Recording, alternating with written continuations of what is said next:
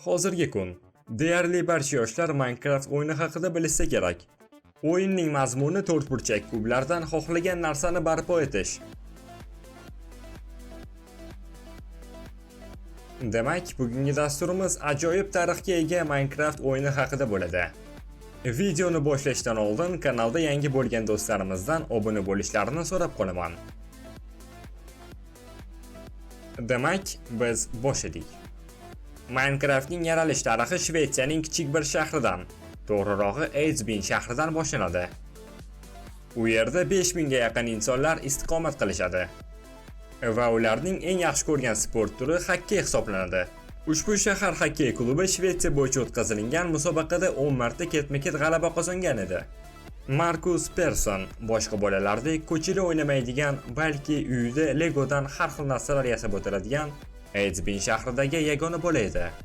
Markus Perssonning otasi unga 7 yoshligida birinchi kompyuterni sovg'a qilgan edi. Oradan 1 yil o'tar ekan, u o'zining birinchi dasturini yaratdi. So'ngra ular Stokgolm shahriga ko'chib o'tishdi.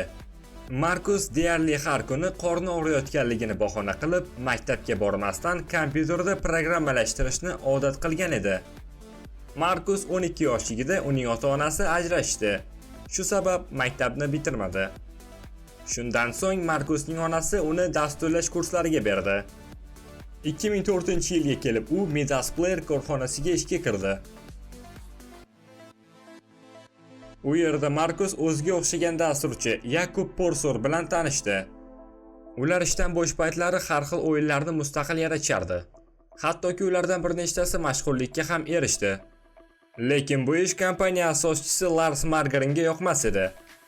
2009-yili Markus Persson Jalbum kompaniyasiga ishga kirdi. O'sha paytlarda kompaniya Infiniminer nomli o'yin ustida ishlayotgan edi. Lekin kompaniya bu o'yinni omadsiz loyiha deyishdi va barcha kodlarni internetga joylashdi.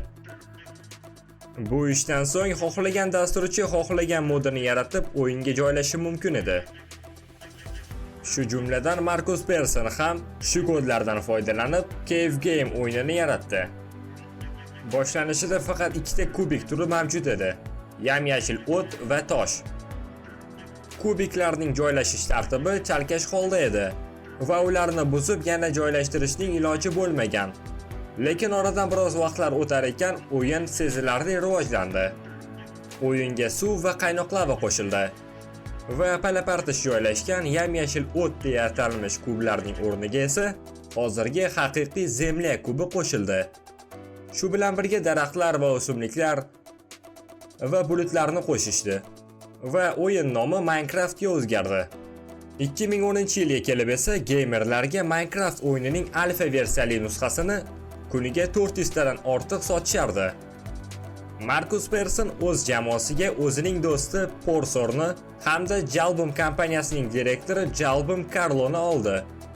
Kompaniya nomi Mojang deya atalgan, ya'ni shved tilida gadjet degan ma'noni anglatadi. Dasturchilar Minecraftga har xil turdagi joylashuv zonalarini yaratishdi. O'rmon, tog'lik, botqoqlik, sahro va qorli zonalar edi. O'yinning keskin mashhur bo'lishiga global выживание o'ynash xususiyati qo'shilganidan so'ng bo'ldi.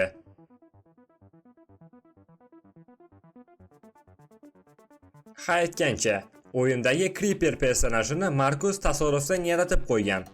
Avvaliga cho'chqachani yaratishni rejalashtirgan Markus modelni eniga emas, balki bo'yiga uzunroq qilib yaratib qo'ygan ekan. Ana shunday qilib Creeper dunyoga kelgan ekan. Minecraftning sharofati bilan hozirgi mashhur youtuberlar katta auditoriya yig'ishdi va bu bir tomondan Minecraftning mashhurlashishiga ham yordam berdi. Shu bilan birga Minecraftda bir mif bor, Herobrine. Bu haqida birinchi marta Minecraftning rasmiy forumida yozishgan edi. Yozilishicha, tumanli ob-havoda Herobrine personaji uzoqdan ko'rinarmish va yaqinlashgan sari u g'oyib bo'lar ekan. Faktlarga ko'ra, Herobrine personaji Markus Perssonning o'lgan akasining ruhiga bag'ishlangan ekan va bu aniq emas, balki shunchaki o'ylab topilgan yolg'ondir. Herobrine mifi o'yindagi yagona miflardan emas. O'yinning mifologiyasiga to'xtaladigan bo'lsak, Entity 303 mifi ham bor. Aytishlaricha, Mojang kompaniyasidan haydalgan bir ishchi Markus Perssondan qasd olish niyatida Minecraft uchun bot yaratgan. Ya'ni oq kiyimdagi ko'zlari qizil tus olgan noma'lum personaj bir serverdan boshqasiga o'tib yaratilgan barcha binolarni buzib, portlatib ketar ekan.